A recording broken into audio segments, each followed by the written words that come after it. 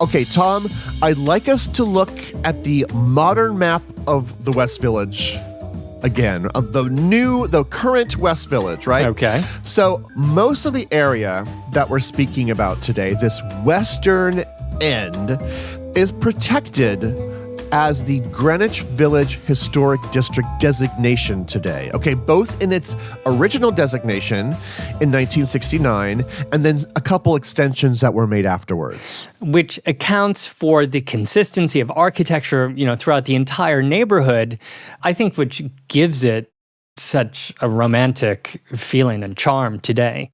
But not all of the West Village is protected. In particular, there are several blocks that run up against West Street along the water that fall outside this protected district.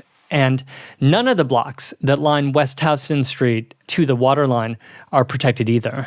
But within that unprotected zone that you just described is actually a very, very, very small district, a completely separate historic district on a small plot of land at Christopher Street and West Street, so almost by the water, right? There happens to be a very small street here that's 1 block long, and that street's called Weehawken. And this tiny area with only 14 buildings comprises its very own district called the Weehawken Historic District. And what, Greg, makes this wee little corner of the neighborhood so special? It is wee, very wee. Well, in 1796, believe it or not, there stood on this spot a state prison. In fact, the first New York state prison ever, commonly called Newgate in honor, or I guess dishonor, of the notorious London prison of yore. Now, by this time, 1796 here, the U.S. was free of British control, and it felt free to shed itself of a barbarous and inhumane prison system of which, during the war, many Americans had actually suffered horribly in. So Americans began looking at prisons as a way to reform criminals, right? Yeah. Not merely punish them. And so enter this new notion of penitentiaries in the early 19th century. These were now places where people would hopefully be penitent. This is hard to believe, but Newgate was considered innovative for the day because before this place, prisoners were thrown into dank dungeons or windowless rooms at Bridewell Prison downtown, by which I mean like right in the middle of town, like where today's City Hall is. I should say Newgate was meant to be innovative, but from the start, the imposing castle-like building that was standing here, very scary, was also very overcrowded, holding almost double the number of inmates by 1820, so about 800 people. Prisoners were also put to work in the prison, making nails, barrels, shoes, and other items which, believe it or not, were then advertised for sale in the newspaper. So this new state prison loomed large over Christopher Street, which I imagine didn't make it any easier to sell off those new plots of land along those streets that we were seeing. It did depress land values, sure, but there weren't really a lot of people who wanted to live up in this section of Manhattan anyway, right? I mean, so rural, very sparse. That is, until the diseases started arriving. Now, let me just preface by saying that yes, with the city's growth up the island of Manhattan, development would have eventually come to Greenwich Village at some point in time. But being a busy port town down in New York meant unpleasant things were also coming ashore from arriving ships, including major diseases, epidemics which would sweep through all the major American cities almost unhindered due to a lack of understanding about these diseases and their preventions. And you're talking about diseases like cholera and yellow fever.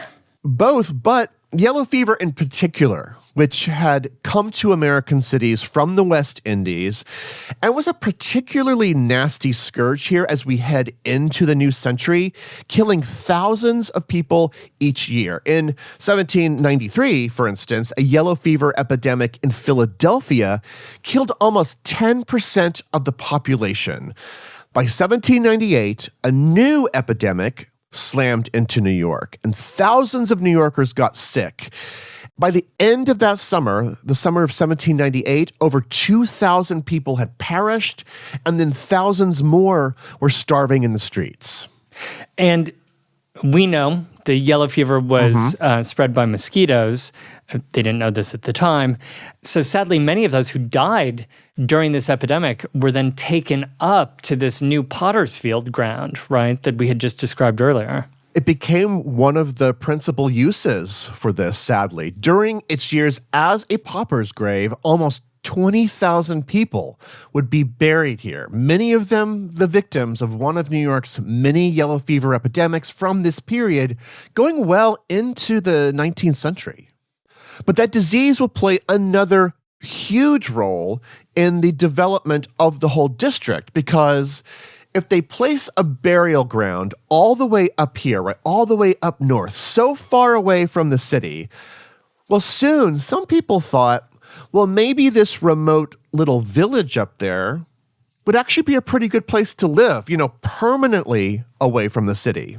Well, yeah, and also once people realized that these outbreaks were occurring every summer and fall, they decided to move, if they could, away from the heart of the city where it was hitting the hardest. Yeah. And of course, very wealthy people could afford to build an estate further up Manhattan, like way up farther away. One example of this was, of course, the wealthy merchant Archibald Gracie, who built himself a fabulous house up in 1799 in today's Upper East Side area. Yeah, no, of course, that's today's Meyers residence, Gracie Mansion. But there were a lot of these different houses, and if you could afford to, that's what you preferred to do. But for those with less opulent means, Greenwich Village became a good place to escape to, especially if you did work in New York, like you couldn't get away from New York because of your occupation, because it was accessible with pretty good roads. Yeah. But at the same time, it was considered, distant enough. And on the West Side in particular, there was easy access to fresh air and ferry services and beautiful views. That didn't hurt. So, yeah, this idea appealed to people who could afford to buy a house or build their own house. Yeah, and these epidemics, they kept coming. Another major epidemic in 1803 really sealed it for a lot of people. It was just time to get out of town, and these outbreaks would just continue for a couple more decades, culminating in 1822, where another yellow fever epidemic swept through, which explains why, as you mentioned, we saw these big estates getting slowly lined with streets because they were being parceled out, sold, broken up, and developed. According to the Greenwich Village Historic District report, quote, "It was that portion of the village that lies west of 6th Avenue, which was the primary area of development. Small houses built singly or in groups of 3 or 4 lined the streets and were occupied primarily by weavers, craftsmen, and suppliers to the building trades, sailmakers, carters, butchers, and shopkeepers." In other words, it's a burgeoning middle class up here. So they were the ones who were living along these new streets. Yeah, and actually I should add that it's more than individuals that are moving to Greenwich to escape the fever. It's also institutions. So in 1798, for instance, a bookkeeper at the Bank of New York, which was situated on Wall Street, well, the bookkeeper died of yellow fever. Now, quoting from author Henry Lanier, quote, "Fearing another visitation of the pestilence, the bank made arrangements with the branch bank of the United States to purchase 2 plots of 8 city lots each in Greenwich Village, far away from the city proper, to which they could remove in case of being placed in danger of quarantine. Here, 2 houses were erected in the spring of 1799, giving their name, Bank Street, to the little village lane that had been nameless before. Aha, Bank Street. By the way, some great brunch places on Bank Street. Good theater, too. Now, some of these new streets align themselves directionally with Christopher Street, that old street that was here. Others kind of just like went their own way, like Little Commerce Street, so named when a collection of businesses opened up here on the street in the early 1800s.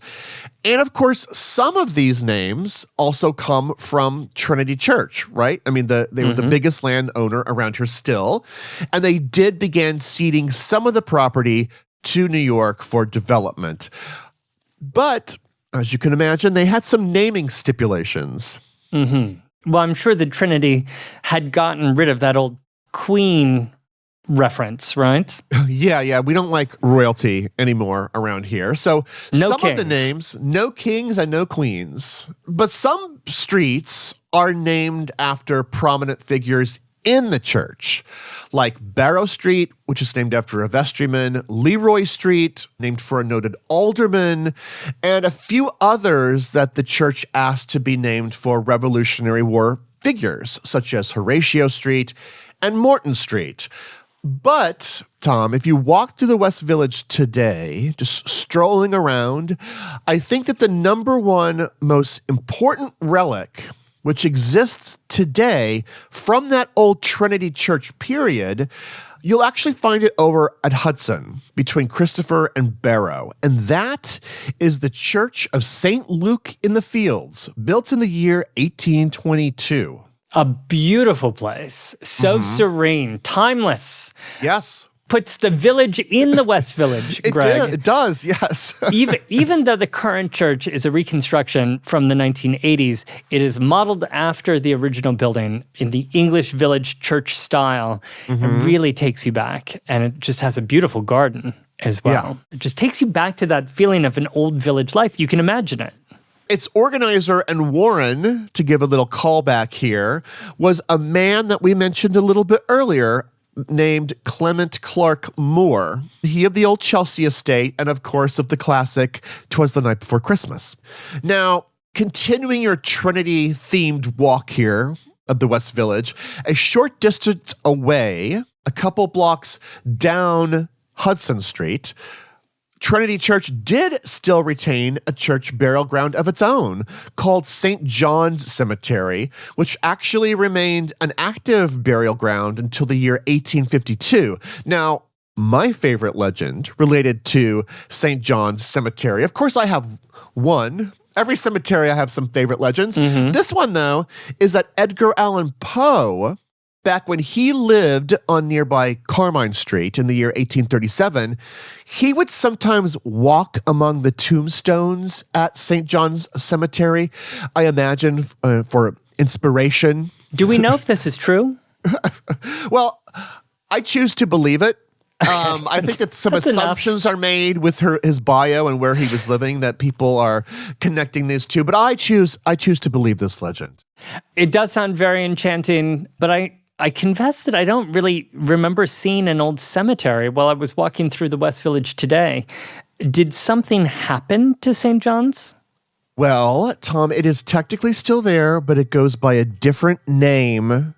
But to kind of like let you like linger on that, I will share that name in the next episode. Oh, you tease, Greg. You tease us. Tom, we got to keep moving here because really by now, this is no longer a quiet country village anymore. Urban life has properly arrived.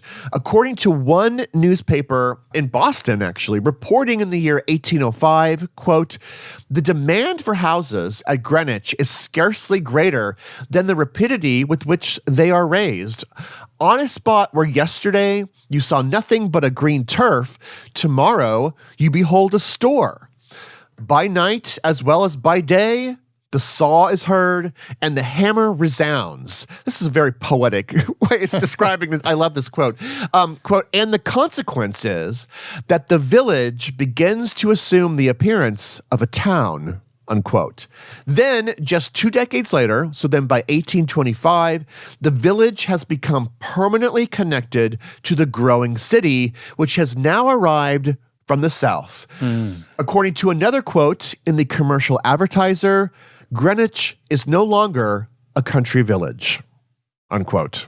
Okay, but hold on. Just wait a second. Okay, this all sounds very logical, and it follows, the general patterns of development that we always talk about on the show. I mean, 1825, Erie Canal, etc.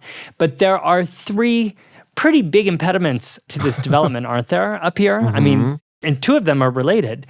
There's Minetta Creek, and there was still that old Potter's Field. So, believe it or not, that Potter's Field, even with all this activity that's happening over to the west, all these new houses and everything, that field would actually remain active until the 1820s, when it would be transformed into a military parade ground, and then later into a public square called Washington Square. And then its northern section here in the 1830s would then be sold off for high-end residential development. Okay, and what about that brook, the Minetta Brook that was going down through it? So around the same time, in the 1820s, that creek was funneled into a sewer and then eventually channeled out into the Hudson River.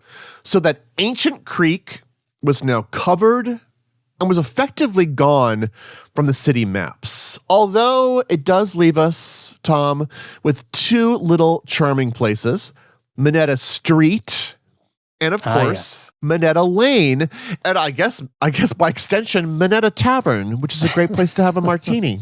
But don't forget about the Minetta Lane Theater. Oh, yes. I love that place too. Right. As well. Okay, so the Potter's Field is gone. The creek has now been filled in or drained.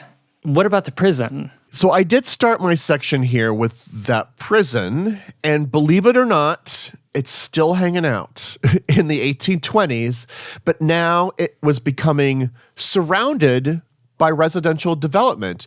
In fact, there was a huge outdoor market just a block away. I mean, can you imagine going to get your eggs and produce and then looking up and seeing this horrible sight and hearing shouts and screams coming from this ominous looking prison? I mean, it was terrible. Well, in 1824, they took out the juveniles who had been imprisoned here with the adults and put them in a house of refuge up the island. And then the mental patients were then transferred to the Bloomingdale Insane Asylum, which was way up the island of Manhattan. And then by the year 1826, the state had actually built a replacement prison, quote, up the river, named Sing Sing. Up the river, as in the term, somebody is being sent up the river. Yes. This is literally referring to sending them up to Sing Sing. Yes, up the Hudson River, up the North River. So yeah, generally speaking, that's where the term comes from. And in this case, it's what it literally means, is sending them up to Sing Sing. The prisoners of Newgate, those prisoners were sent up to Sing Sing, and the prison here, Newgate, was completely gone by the year 1830. So the tiny street that sits here today, a tiny little Weehawken, which I measured for this show, was then carved up and then was used for development, and one of its first new residents was a beer brewer. So a wee little brewery over here on Weehawken Street. Yes. First of many microbrews. Well, before we move on, I need to mention one more gentleman, a founding father, it turns out, and a contemporary of Aaron Burr and all the revolutionary people that we have mentioned that grace the names of the streets of the West Village today. This man is named Thomas Paine, the philosopher whose pamphlets, Common Sense and the American Crisis, spelled out the justification for the American fight for independence. And he's a fine person, Greg, to mention as we approach the 250th anniversary of the founding of the United States this year. But what does Thomas Paine have to do with our story? Because I don't think he's a New Yorker. No. He wasn't really. However, at the very end of his life, he did move to Greenwich Village and was witness, believe it or not, to some of the changes that we've just described. Although I must say, sadly, for a lot of reasons that we can't dive into right now, he had, at this point in his life, fallen into some really hard times and was actually living destitute in the village. And was one of the reasons that he had fallen onto such hard times the book that he wrote, The Age of Reason? Oh, right. The Age of Reason. Well, kind of, right? Its reputation today, The Age of Reason, is as an important work of religious critique. It's considered very important today, but was really controversial, as you can imagine, back in his day. Blasphemous. Yeah. So Paine was living at 59 Grove Street when he died on June 8th, 1809, at age 72. And today, his name hovers kind of like a guiding spirit over one of the West Village's most enduring entertainment venues, one of my favorite places in the city, which we will get into in the second part of this series. All right, so to review, by the 1820s and 30s, this formerly bucolic land had transformed into a huge place for new housing, brand new residents who had transformed it from a colonial village into a vibrant urban center. But they were not going to let the overall growth of the city disturb what they had just built and developed here. For while yellow fever was still raging in the city, another threat arrived that could have wiped out these very streets of the village in the form of a new grid plan. The grid comes for the village, or does it, after this?